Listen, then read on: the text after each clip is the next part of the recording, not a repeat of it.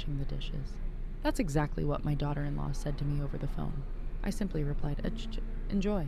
Hours later, after she saw photos of my beautiful villa tucked in the Swiss Alps, my phone lit up. 71 calls in a single afternoon. I'm glad you're here. Stay with me until the end and comment which city you're watching from. I'd love to see how far this story travels. It all began at precisely 2:17 p.m. on a quiet Tuesday. I remember because I was watching my favorite cooking show, the one where chefs create desserts so intricate I could never dream of making them. The ring of the phone sliced through the peaceful room like a blade through soft butter. Hello, Mabel. Marin's voice was cool and clipped, not a trace of warmth. No greeting, no kindness, just my name, spoken like it carried a bitter aftertaste. Oh, hello, dear, I answered, muting the TV and sitting a little straighter in my worn armchair. How are you? How's David? She ignored my question, as always. I'm calling about Thanksgiving, she said, her tone sharp enough to cut glass. If you plan to be there this year, come early and handle the dishes. The cooking and serving will be done by people who actually know what they're doing. The words landed like a punch. 37 years of preparing meals for my late husband and our son, dismissed in a single sentence. I see, I managed to whisper. Good. Be there at noon. We eat at 4, so you'll have plenty to clean afterward. Anne, Mabel, don't bring any of your food. We've got everything covered. Click. She hung up without a goodbye, leaving me staring at the silent phone. I set it down with trembling hands and caught my reflection in the dark TV screen. A 64-year-old woman with silvering hair pulled into a simple ponytail, a cardigan worn soft by time. When had I become so invisible? Memories flooded back, years when David and I were a team after his father passed. He'd set the table, tell me about school, share his dreams. Then Marin appeared, polished, expensively dressed, her eyes scanning my modest apartment like a critic in a museum. It's so quaint, she said, the word wrapped in quiet disdain. David had laughed, thinking it was a compliment. I knew better. Little by little, she pulled him away. Fewer dinners, fewer calls, her preferences always first. By the time they married, I was no longer a guest of honor, just an obligation. I filled the kettle for tea, the small ritual that had carried me through countless lonely evenings.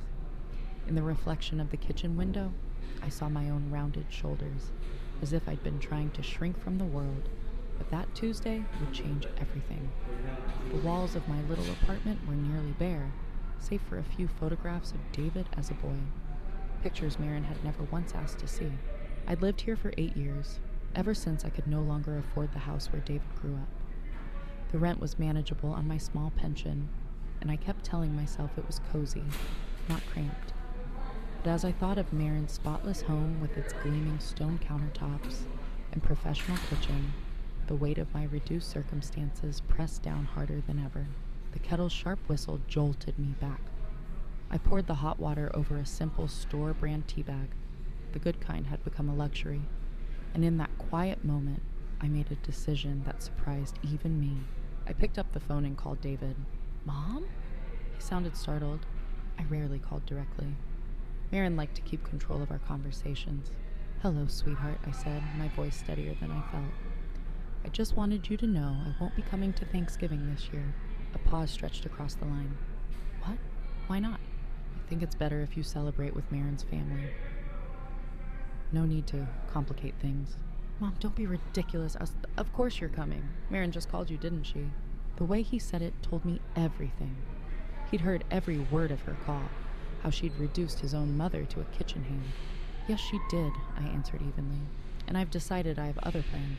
What plans? His voice sharpened, as though my having a life outside of serving his household was an inconvenience. I looked around at the quiet apartment that had become my entire world, at the life I'd allowed to shrink until my absence would barely register. I'm going to do something just for me, I said softly. Enjoy your Thanksgiving, David. Before he could respond, I hung up. For the first time in years, I'd said no, and it felt both terrifying and strangely freeing. As dust settled, I sipped my tea, unaware that this small act of defiance would change everything. I couldn't know that the next day's mail would offer me an escape from the life I'd built. Compromise by compromise. Yet deep inside, beneath the hurt, something fierce had begun to wake. The following morning, a letter arrived, an elegant cream envelope with my full name, Eleanor Mabel Prescott, written in graceful script. I almost tossed it aside, assuming it was another charity request, but the heavy paper made me pause. The return address read, Hazen Associates, Attorneys at Law, Hartford, Connecticut. My hands trembled as I opened it. Nothing good ever comes from a lawyer's letter, I thought, bracing for some forgotten debt. Dear Mrs. Eleanor Mabel Prescott, it began, using a name I hadn't heard in decades. We regret to inform you of the passing of Mrs. Cordelia Whitmore Ashford, who died peacefully at her estate on October 15th. As per her last will and testament, you have been named as a beneficiary. Please contact our office to arrange the transfer of assets. I read it 3 times before the words truly registered. Cordelia Whitmore Ashford. Suddenly I was 19 again, Eleanor Cordelia Fairchild, long before I became Mabel Prescott. Back then, I was heir to the Fairchild textile fortune. Our family owned mills across New England, and the Fairchild name opened doors others could only dream of. But I'd always been a rebel. While my friends paired off with wealthy young men, I fell for Tommy Prescott, a mechanic with oil-stained hands and a laugh that melted every ounce of pretense I'd been raised with. He saw me as Eleanor, not a walking trust fund. When I told my parents we planned to marry, outrage followed. My father threatened to disown me. My mother took to bed, claiming heartbreak. The family lawyer calmly explained what I stood to lose. The Fairchild Trust required family approval for inheritance. Marry outside our circle, and I would forfeit everything. Not just the money, but the entire family legacy. I was 19 and believed love conquered all. I chose Tommy. The day after our small wedding, just his relatives and a few close friends, I received a formal notice from that same law firm. My trust was dissolved, my inheritance revoked, and I never regretted it. Tommy and I had 30 wonderful years together before cancer took him. We struggled financially, living on his mechanic's pay, and later, his modest pension. But we were happy. We raised David in a house filled with love, even if we never had the luxuries of my own childhood. When Tommy passed, I sold that little home and moved into the small apartment. By then, David was married to Marin, building his own life. I never told him about the family I'd left behind, or the fortune I'd once walked away from. I thought it would only make me feel guilty about our modest life, or worse, resentful that I'd chosen love over wealth.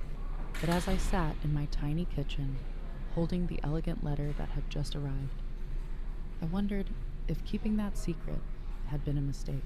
I called the law firm immediately. The receptionist transferred me to Mr. Patton, whose refined New England accent sounded like a voice from my past. Mrs. Prescott, he greeted warmly. Or should I say Miss Fairchild?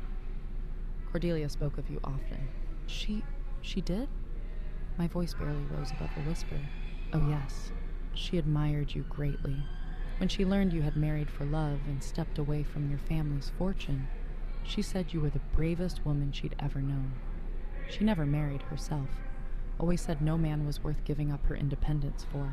Cordelia, my closest friend from finishing school. We'd lost touch after I chose Tommy, but she had never forgotten me. The bequest is substantial, Mr. Peaton continued. A villa in Switzerland, fully furnished, and a trust to maintain it.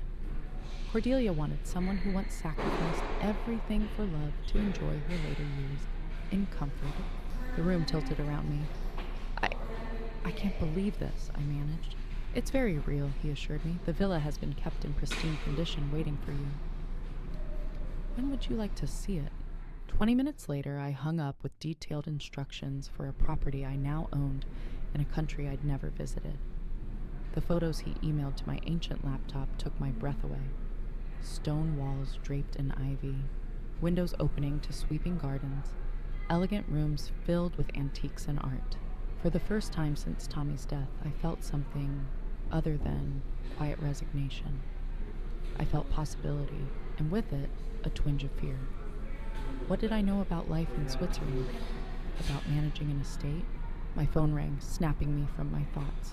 David's name lit the screen. Mom, what was that about yesterday? Marin's upset you hung up on her. I didn't hang up, I said evenly. I told you I had other plans. What plans? You never have plans. The truth in his words stung. When had I allowed my life to grow so small? Maybe it's time I start making them, I replied. Mom, you're being dramatic. Just come to Thanksgiving. Marin didn't mean anything by what she said. I glanced at the photos of the villa again, at the life Cordelia had placed in my hands. A chance to remember who I used to be. Actually, David, I'm thinking of traveling for Thanksgiving. Traveling? Where? His disbelief was almost comical. Europe, I said, surprising myself with how right it felt. Switzerland. Silence. Then, Mom, are you feeling okay? I laughed, truly laughed for the first time in months. I'm better than okay. I'm finally feeling like myself. After we hung up, I called Mr. Peaton back. I'd like to see the villa as soon as possible. Can you arrange a flight next week? Of course, he said. Cordelia would be delighted. As I began planning the first real trip I'd taken since my honeymoon 45 years ago, excitement bubbled inside me. David and Marin had no idea that their cutting phone call had been the spark I needed. They thought they were putting me in my place. Instead, they reminded me that I'd once been brave enough to choose my own path. Perhaps it was time to be that brave again. Exactly 1 week later, the plane touched down in Geneva on a crisp Monday morning. Through the window, the Alps rose from the clouds like something out of a dream. My heart pounded, not from the flight, but from the life waiting beyond it.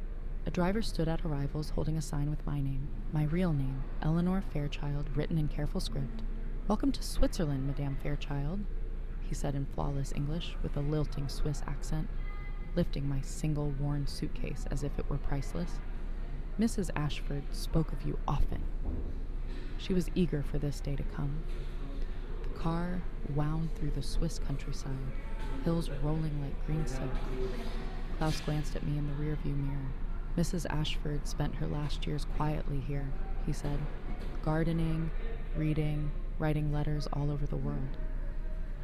2 months ago, she received a letter from someone in your hometown. After reading it, she called her lawyers at once to be sure everything was ready for you. My stomach tightened. A letter from my town? Yes, from a woman who recognized you from old society photographs.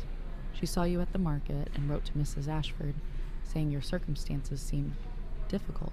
Heat rushed to my cheeks. Someone had described me.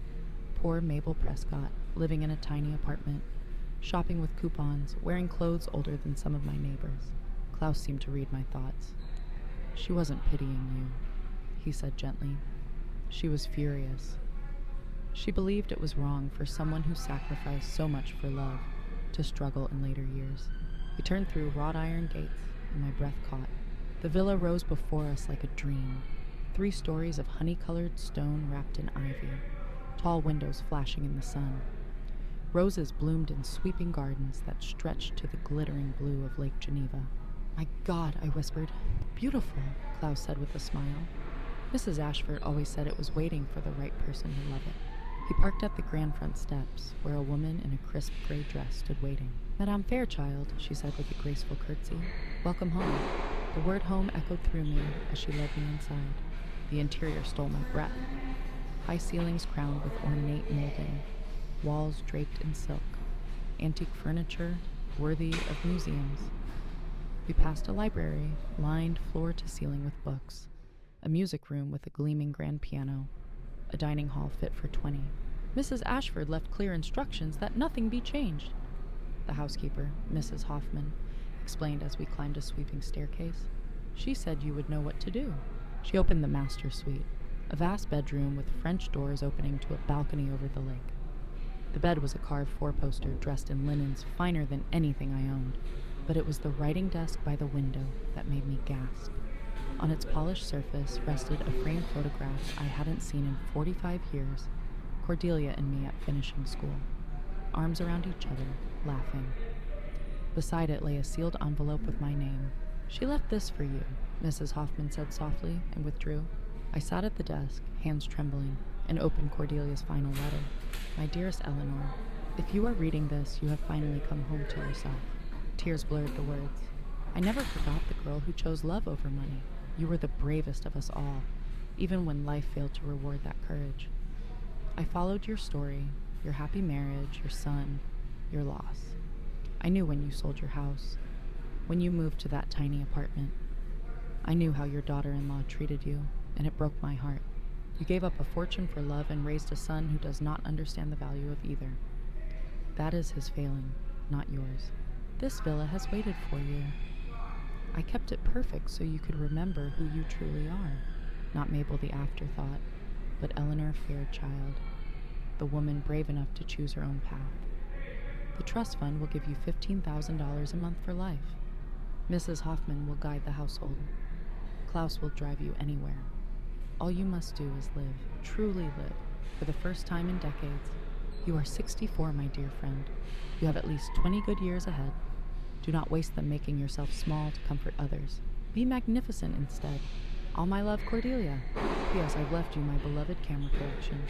The letter trembled in my hands as the sun spilled across the desk. Cordelia's words wrapped around me like a warm, steady embrace. An invitation not just to a house, but to the life I had once been brave enough to claim. I sat at Cordelia's elegant desk as the sun slipped behind the Alps, streaking Lake Geneva with gold. For the first time since Tommy's death, tears streamed down my face. Tears not of grief, but of recognition. I was finally coming home to myself. A soft knock. Mrs. Hoffman entered, balancing a silver tray. "There is soup warming in the kitchen," she said. "Klaus has brought your luggage upstairs. Shall I unpack for you?" "Yes, please," I answered and laughed. How natural those words felt. When had anyone last offered to help me with anything? That night, I lay beneath the four-poster bed's crisp linens, listening to a silence unlike any I'd known. No traffic, no arguments seeping through thin walls, no distant sirens, only peace. I pictured David and Marin, likely puzzling over sensible old Mom and her sudden defiance. They would never guess that their cruelty had unlocked a door I'd closed 45 years earlier. Morning brought a tour of the villa. A wine cellar cool and deep, a conservatory bursting with exotic plants, and on the third floor a sun-flooded artist's studio. There, behind glass, Cordelia's camera collection gleamed like a trove of jewels. "Mrs. Ashford always said you had a gift for photography," Mrs. Hoffman said. I picked up a sleek digital camera, its weight instantly familiar despite decades of neglect. Through the tall windows, the Alps stretched like a living painting, waiting to be captured. "Klaus," I asked, would you drive me into town later?" "I need some proper clothes." He smiled. "Of course, madame. But perhaps first you should see the wardrobe Mrs. Ashford prepared." The walk-in closet stole my breath. Tailored slacks, cashmere sweaters, elegant dresses, even jewelry. Every piece in my exact size? How did she know? I whispered. "Your friend from home provided the measurements," Mrs. Hoffman said matter-of-factly. "Mrs. Ashford wanted you ready to step into your new life without delay." I changed into a soft gray cashmere sweater and perfectly cut wool trousers. In the full-length mirror, the woman staring back stood tall, shoulders square, chin lifted. For the first time in decades, I looked like Eleanor Fairchild again. That afternoon, Klaus drove me into the village, where I opened a Swiss bank account and learned the details of Cordelia's trust, $15,000 a month, guaranteed for life. "You are to want for nothing," the banker said. Mrs. Ashford was very specific. On the way back, I asked Klaus to stop at a lakeside cafe. I ordered rich coffee and a delicate pastry, no more discount cookies, and pulled out one of Cordelia's cameras. The late daylight bathed the mountains and water in molten gold.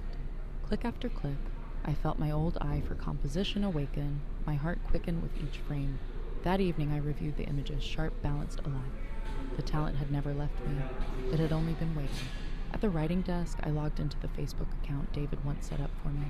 I uploaded a single photo, the lake at sunset, the Alps reflected in still water, and typed a quiet caption, "New adventures begin with a single step." No explanations, no location tag. Within an hour, comments and messages flooded in.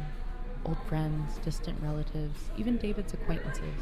I smiled and closed the laptop. Let them wonder. As I prepared for bed, I caught my reflection once more.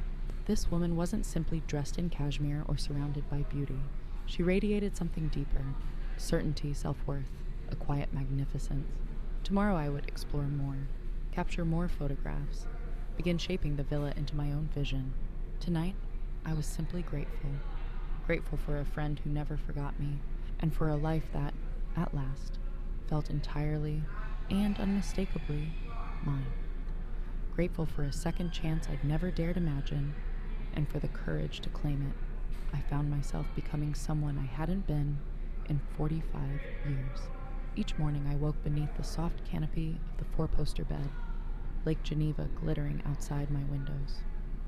For a few seconds after opening my eyes, I had to remind myself this was real. Mrs. Hoffman had grown from housekeeper to guide, easing me back into a life of quiet abundance. She introduced me to the village merchants who had served Cordelia for decades, and reminded me, gently but firmly, that I no longer needed to study price tags. One morning, as I hesitated over an expensive bottle of wine, she said, "Madame, this is your life now. Mrs. Ashford wished you to enjoy every day, not to count pennies." Her words struck me. 45 years of budgeting and self-denial do not vanish overnight. Yet slowly, I began to understand what Cordelia meant about living magnificently. I started small. Fresh flowers in every room, changed twice a week. The luxurious face cream I'd admired for years but never bought. Real silk scarves instead of polyester. Each purchase felt like a quiet rebellion against the careful, constrained existence I'd accepted for so long. Photography returned to me with surprising speed. Each day, Klaus drove me to some new wonder, medieval villages hidden in mountain valleys, vineyards spilling down sunlit hillsides, lakes so clear they mirrored the snow-capped peaks. My camera captured not only Switzerland's beauty, but my own rediscovered eye for it. One crisp afternoon, I posted a favorite shot to Facebook.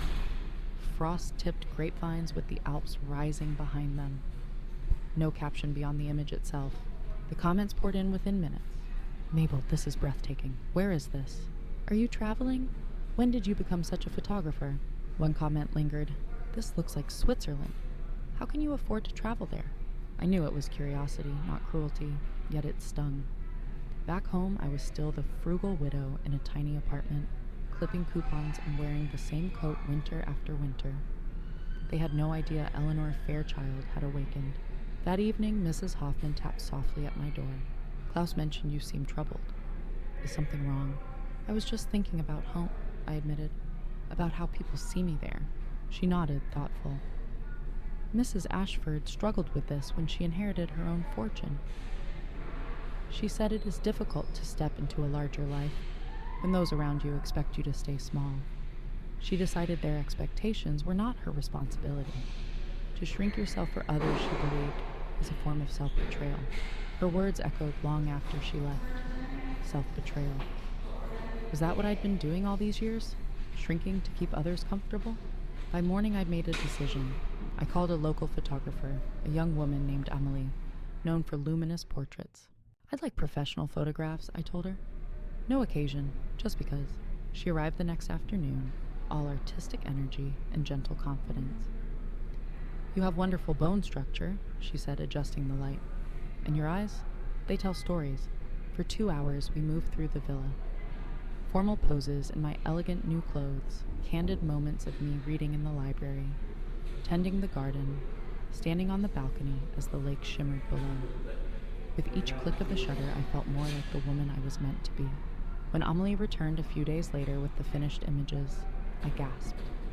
The woman in those portraits was radiant, assured, alive. Her silver hair framed her face in soft waves. Her skin glowed with quiet health, and her eyes sparkled with intelligence and humor. "Is this really me?"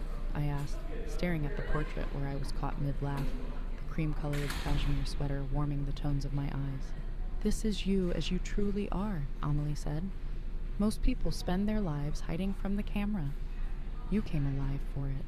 That evening, I chose that very photo, my favorite, and posted it to Facebook with a simple caption, "Embracing this beautiful season of life." The response was instant and overwhelming. "Mabel, you look incredible. You look 20 years younger. Where are you? It's like you're living in a palace." For the first time since arriving in Switzerland, I replied to a few comments. "Thank you for the kind words. I'm discovering that life can be beautiful at any age, when you choose to embrace it fully." But the private messages told a different story. Some old friends were genuinely happy for me. Others carried a sharp edge of suspicion. "Mabel, last month you were in that tiny apartment. Now you look like a millionaire. What's going on? Hope you haven't been caught in some online scam." These things are usually too good to be true.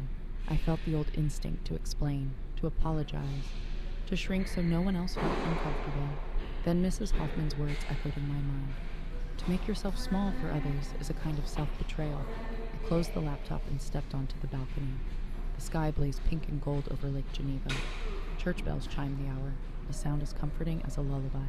This was my life now, not because I'd won a lottery or married into wealth, but because a dear friend had remembered who I once was and given me the chance to be her again. I owed no one an explanation. I owed no one an apology. Over the following days, I began posting more often. A cup of morning coffee on the terrace, the daily fresh flowers Mrs. Hoffman arranged, books open on the library table, dinners Klaus and I enjoyed at small lakeside cafes. No captions, no justifications, just quiet moments of beauty. The reactions revealed their own truths. Friends content with their lives celebrated mine. Those unsettled or envious grew sharper, their comments edged with resentment. One evening, as I skimmed the latest responses, my phone rang. David's name lit the screen. My stomach tightened. I'd been expecting this. "Mom," he began, his voice carrying that careful patience I knew so well. "We need to talk." "Hello, David. How are you?" "I'm confused, Mom. Really confused. Marin's been showing me your posts, and we can't figure out what's happening. Where are you getting the money for all this? The clothes, the travel, the restaurants. Last month you were in that tiny apartment, shopping with coupons. Now you look like you're living in a luxury resort." "I'm living comfortably," I said evenly. "Comfortable doesn't cover it. You look like you won the lottery." Marin thinks, "Well, she's worried you're being scammed. One of those online romance schemes, maybe? Are you talking to someone who's convincing you to spend money you don't have?" The implication hit like a slap. In their minds, the only explanation for my happiness was that someone must be deceiving me. "David," I said, my voice colder than I'd heard it in years, "I am not being scammed. I am not delusional, and I am not your concern." "Of course you're my concern, Grisperin," he insisted. "You're my mother." "We're worried about you," David said. I let the words hang for a beat. "You weren't worried," I replied quietly, "when your wife told me I could wash dishes at Thanksgiving. You weren't concerned when I was alone in that tiny apartment, counting pennies. Your concern seems selective." Silence behind him, I heard Marin whispering urgently until David hushed her. "Mom, that's not fair. You've always cared. Have you?" I asked. "Because caring usually means asking how someone is, not assuming they're being foolish when life finally improves." He hesitated. "Then at least tell me how your circumstances are changing." I looked around my sunlit bedroom, at the photographs scattered across the writing desk, at the view of Lake Geneva glimmering beyond the balcony. I thought of the trust fund that would support me for the rest of my life, the friendships forming in the village, the woman I now recognized in the mirror each morning. "I can tell you this," I said calmly. "I'm happier than I've been in years. I'm finally living the life I was meant to live, and I don't need your approval, your understanding, or your permission." "Mom, you're scaring us." "You're good," I answered, surprising myself with the conviction in my voice. "Maybe it's time you worried about losing me, instead of assuming I'll always be there to accept whatever scraps of attention you choose to give." I ended the call before he could reply. My heart pounded with a mix of fear and exhilaration. I just burned a bridge I'd spent decades trying to cross, only to realize I no longer wished to cross it at all. The moonlit lake shimmered silver. I turned from the window, feeling lighter than I had in years. The next morning, Mrs. Hoffman arrived with coffee on a silver tray. "You look different today, madame," she said with a knowing smile, as if a weight has lifted. "I think it has," I replied, raising the cup in a small toast. "I think it finally has." When I checked my phone, 17 missed calls glowed on the screen. 12 from David, 3 from unknown numbers, 2 from Marin, who had never called me directly before. My voicemail was full. David's early messages were gentle. "Mom, I'm sorry about last night. Please call me back. Marin and I are worried." By the 5th, frustration edged his voice. "Mom, this silent treatment isn't helping anyone. We need to know what's going on." The last few were nearly frantic. "Mom, please, I've been calling all night. I'm starting to think something's wrong. Just call so I know you're okay." Marin's messages revealed even more. "Mabel, I don't know what game you're playing, but it needs to stop. David hasn't slept. You can't just disappear and post these ridiculous pictures without explaining yourself. Her second message was sharper. I know we haven't always agreed, but David loves you. He's talking about flying to Switzerland to find you. Do you know how expensive that is? Just call us back and explain. I set the phone down and stepped onto the balcony. Morning mist lifted from Lake Geneva, the Alps blazing white against a pale sky. Across the ocean, my son and his wife were losing sleep, while I had slept more peacefully than I could remember. Mrs. Hoffman appeared with fresh pastries from the village bakery. Difficult news from home? She asked gently, noticing my expression. My son is concerned, I said. She nodded knowingly. Children often struggle when their parents begin to live independently. They prefer you to need them, even if they don't truly want to help. Her words struck deep. David liked the idea of being the dutiful son without the effort real concern required. My independence upset the balance that let him feel virtuous while giving little. I chose not to return the calls. Instead, Klaus drove me to the village market. He selected fresh butter and flour for a lesson with Henri, the villa's part-time chef. As Henri guided my hands through the careful folding of butter into dough for perfect croissants, a quiet contentment settled over me, something I hadn't felt in decades.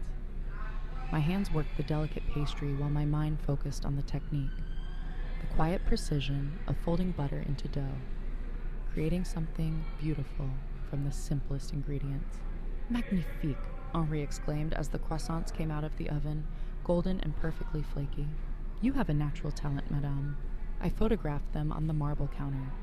The warm pastries, a cup of coffee in fine porcelain, a glimpse of the lake through sunlit windows. The composition felt effortless. I posted it with a simple caption. Learning new skills at any age brings such joy. Today's triumph, homemade croissants. The reaction came fast and carried a different energy. Mabel, your son is posting everywhere looking for you. Please call him. Are you okay? David says you're not answering your phone. This is getting ridiculous. Direct messages poured in, sharper than before. From a neighbor, I saw David at the store. He's beside himself.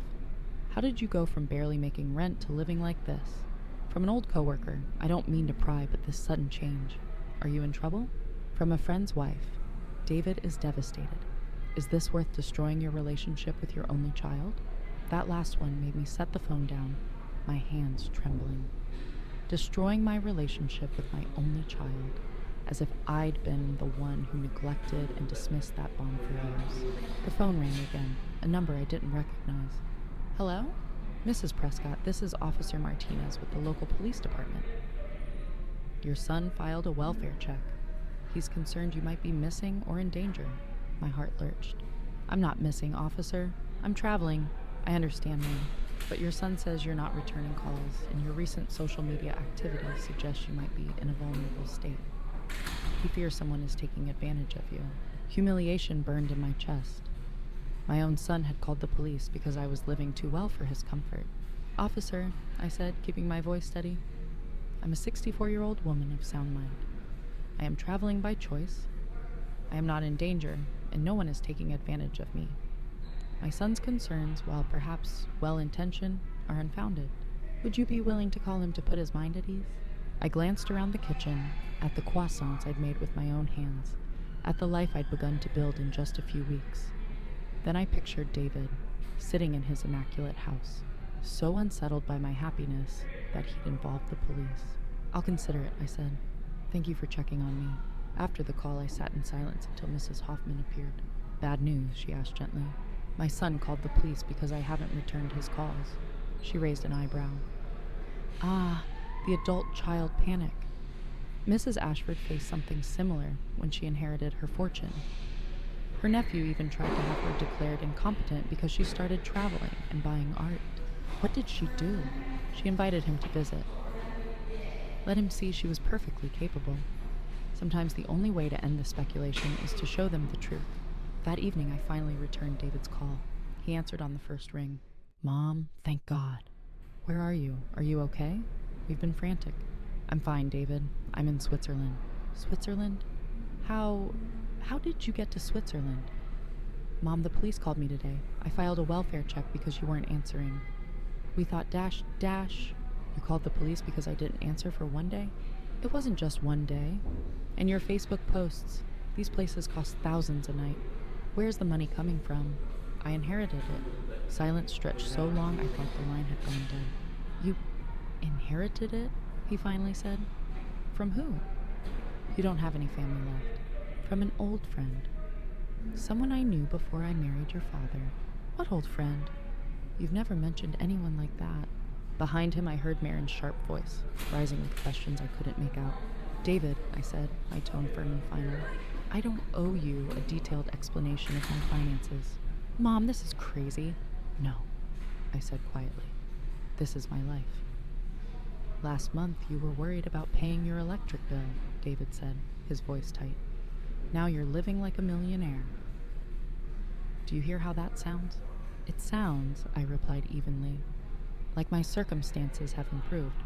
It sounds like you're being scammed, he shot back, desperation creeping in. These online criminals are sophisticated. They create fake websites, fake bank accounts, everything. They target lonely older women. Stop! My voice turned to ice. Just stop. Mom, I'm trying to help you. No, David.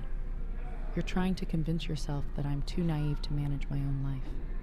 You're so uncomfortable with the idea that I might be happy that you'd rather believe I'm a victim than accept the truth. That's not. Mom, we just want you to be safe. What you want, I said quietly, is for me to stay the same woman you could overlook. The one who washed dishes at Thanksgiving while you let your wife dismiss me. You'd rather I stay in that tiny apartment, grateful for whatever scraps of attention you decide to give. Mom, please. I'm sending you the address where I'm staying, I interrupted, my decision final. You can verify that it's real, that I'm safe, and that I'm exactly where I say I am. But if you ever call the police on me again, if you ever question my competence again, I will cut you out of my life completely. I hung up before he could reply and immediately texted the villa's address and Mrs. Hoffman's number as a local contact. Then, with a mix of terror and relief, I changed my Facebook privacy settings so only close friends could see my posts, blocking the most intrusive commenters. The phone began ringing again almost instantly. David, I powered it off. Mrs. Hoffman appeared with a glass of wine and a gentle smile. The first time you set boundaries, she said. It feels cruel. But boundaries aren't cruel. They're necessary. That night, I slept better than I had since arriving in Switzerland. By morning, new messages waited, different in tone. Several people admitted they'd looked up the address. It's real, that place is worth millions. How did you end up there? The most revealing note came from Marin herself. I don't know what kind of con you're running, but David deserves better than a mother who disappears and then threatens to cut him off. You're being selfish and cruel. I stared at her words, then quietly saved a screenshot, not to use, only to remember the moment her true feelings showed. Selfish and cruel, simply for living well, for refusing to play the role of grateful servant. As I sipped coffee on the balcony and watched swans glide across Lake Geneva, a deep certainty settled over me. I no longer feared their disapproval. I no longer hungered for their acceptance. For the first time in my adult life, I was free. Freedom, I would learn, comes with a price. 2 months passed without a word from David, and the silence itself became a gift. Christmas approached, my first in Switzerland, my first in decades, without the weight of obligation. Mrs. Hoffman decorated the villa with garlands of fresh evergreen and white lights that reflected on the lake like fallen stars. The great fireplace crackled, carrying the scent of cinnamon and cloves from her holiday baking. Will you miss your usual celebration? She asked one snowy evening as we sat by the fire, she knitting, I lost in a book of Swiss history. I thought I would, I admitted, but I don't. For years, Christmas meant walking on eggshells, grateful just to wash the dishes afterward. This feels like the first real Christmas I've had in decades. She smiled knowingly. Mrs. Ashford always said the holidays reveal the truth about relationships. Those who love you want you happy. The others only want you useful. Her words proved prophetic. On December 23rd, my phone rang. David's name glowed on the screen. After a long pause, I answered, Hello, David. Mom. His voice sounded different, smaller, less certain. How are you? I'm well, I said gently. How are you? We're okay. I just wanted to call before Christmas. I've been thinking about everything, David began, his voice softer than I'd heard in years. And I want to apologize. I lowered my book, surprised. Apologize for what exactly? For calling the police. For assuming you were being scammed. For not trusting you to know your own mind. He paused, searching for words. Marin and I drove by your old apartment last week. Seeing it empty, it hit me. You're really gone. Yes, I said simply. I am. I looked up the villa online. It's incredible, Mom. I had no idea you had connections to that kind of wealth. There's a lot you don't know about me, David. A lot I never told you. Why? Why didn't you ever talk about your family, about your past? I stood and moved to the window, watching snow drift across the manicured gardens. How could I explain that I'd hidden my history to protect him from guilt over choices made before he was born? Because I wanted you to love me for who I was, I said quietly, not for what I'd given up. And I didn't want you to think less of your father for the life I chose with him. I could never think less of Dad. I know that now. But I was very young when I made those decisions. I thought I was protecting you both. Silent stretch, and then his voice came, thick with emotion. Mom, I owe you more than an apology. I owe you everything. The way we treated you, the way I let Marin speak to you, the way I just assumed you'd always be there no matter how little effort I made. It was wrong. All of it. Tears pricked my eyes, tears of relief, not sorrow. What changed your mind? I asked, seeing how you're living without us. The photos, the confidence in your voice. You're happier without us, aren't you? I could have softened the truth, but that would have been the old Mabel, forever shrinking to keep the peace. Yes, I said simply. I'm happier. He exhaled a shaky breath. That's what I was afraid of, and what I needed to hear. David, I don't want you to feel guilty about my happiness, I said. But I need you to understand. I'm not going back to the way things were. This isn't a phase. This is who I am now. I know, he said. And I want to know this person, if you'll let me. The real you, not the version we forced you to be. What does Marin think of this conversation? Another pause. We've been having some hard talks. She's not handling your transformation well. She liked having someone she could look down on, and now that's gone. I was startled by his honesty. And how do you feel about that? I feel like I'm seeing my wife clearly for the first time. And I don't like everything I see. I'm sorry, David. That must be difficult. Don't apologize. You didn't cause this. You just stopped enabling it. Marin's treatment of you was always wrong. I just never wanted to face it. His admission hung between us, raw and real. Where do we go from here? He asked. That depends on what you're willing to change. I want my mother back, the real one. And I'm willing to do whatever it takes, even if it means setting boundaries with my wife. Especially if it means that evening I called Klaus into the salon. Klaus, I'd like to invite my son to visit in the new year. Just him. Can you prepare the guest room and help arrange his travel? He smiled. Of course, madame. It will be good to have family here who appreciates what you've built. Over the next weeks, David and I spoke often, real conversations for the first time in years. He asked about the villa, the village, my photography. I listened as he described the strain of Marin's demands for status and control, his regret over years spent trying to please someone who could never be pleased. I told him about Cordelia, about the choice I'd made at 19 to marry for love rather than money, about the friend who had remembered me and given me a second chance at life. I'm proud of you, he said one evening. I know it might sound strange, but I'm proud of who you've become, and ashamed it took losing you for me to see it. Christmas Day was peaceful and perfect. Mrs. Hoffman and Klaus joined me by the fire. We exchanged small gifts and shared stories of holidays past. I felt no sadness about the family gathering I'd once dreaded.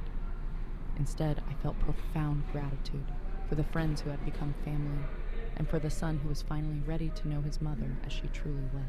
On January 15th, David arrived in Switzerland, nervous and uncertain, as Klaus guided the car up the winding road. From the window, I watched him step out, his eyes widening as he took in the ivy-clad stone walls and elegant windows of the villa. When Mrs. Hoffman led him into the salon, he stopped short, awe in his voice. "Mom," he said, his throat catching. This is incredible." I rose to greet him, and for the first time in years, the embrace felt genuine on both sides. "Welcome to my home," I said, and I meant every word. During the week that followed, I showed David everything: the winding village lanes, the rose-filled gardens, the breathtaking views from every window. Henri taught him to make the same croissants he'd once taught me, and I photographed David laughing as he tried to feed the swans along the lake. More important than the sights, we talked, truly talked, about his childhood, about my choices, about the future we might build as mother and son. One evening, firelight flickering across the stone walls, David spoke the words I sensed he'd been holding back. "I've been thinking about separating from Maren," he said quietly. "Not because of you, because I finally see who she is, and who I become when I'm with her." "That's a decision only you can make," I said carefully. "But I can tell you this. Life is far too short to spend with people who make you smaller." He looked at me steadily. "Is that what we did to you? Made you smaller?" "Yes," I answered, meeting his gaze. "But I let you. I chose to shrink instead of fighting for space. That was my mistake." I glanced around the villa, at the life I'd built from the ashes of my old one, at the son who now saw me clearly. "Now," I said, "I take up all the space I need, and I don't apologize for it." On David's last night, we sat wrapped in blankets on the balcony, watching the village lights shimmer across the dark lake. "I know this might sound selfish," he said softly, "but I hope you'll visit sometimes. Not the old life, just visit. I want people to know who my mother really is." "I'll think about it," I replied. "But David, understand this. This is my home now. This is where I belong." "I know," he said, a small smile breaking through. "And I'm happy for you. Really happy." The next morning, Klaus drove him to the airport. I watched the car wind down the snowy road and felt a peace I'd never known. I had reclaimed my relationship with my son, but on my terms. I had drawn boundaries and kept them. I had refused to shrink. 3 months later, David called again. She gave me an ultimatum. He said simply, "Choose between my mother and my marriage." I chose myself. And choosing myself meant choosing you too. That afternoon, I posted a new photograph, a blazing sunset over Lake Geneva, the Alps etched in gold. The caption read only, "Every ending is a new beginning." Warm messages flooded in, this time almost entirely supportive. The bitter voices had faded away, blocked or silenced when they realized I would never again be the woman they could pity or control. David's comment was the one that made me smile. "So proud of my amazing mother. Can't wait to visit again soon." As I closed my laptop and prepared for another peaceful evening, I thought back to the cruel phone call that had started it all. A call meant to put me in my place, but instead it woke the part of me I thought I'd lost forever. I was Eleanor Fairchild again, not the frightened 19-year-old who once gave up everything for love, but the woman she had grown into. Confident, independent, unafraid to take up space in the world. Cordelia had been right. When she left me this gift, she believed I still had 20 good years ahead. I intend to live every single one of them magnificently. Outside, Lake Geneva stretched to the horizon, reflecting a sky alive with stars. Somewhere far away, a Thanksgiving table still waited for the woman once told she could join if she washed the dishes. But here in my own home, surrounded by people who valued me for who I truly was, every day had become a celebration. I was finally, completely free. If you were in my place, what would you do? Have you ever experienced a moment that set you free? Share your thoughts in the comments below. And when you're ready for more, stay tuned to the final screen for 2 more unforgettable stories. Favorites on this channel that are sure to surprise you. Thank you for watching to the very end.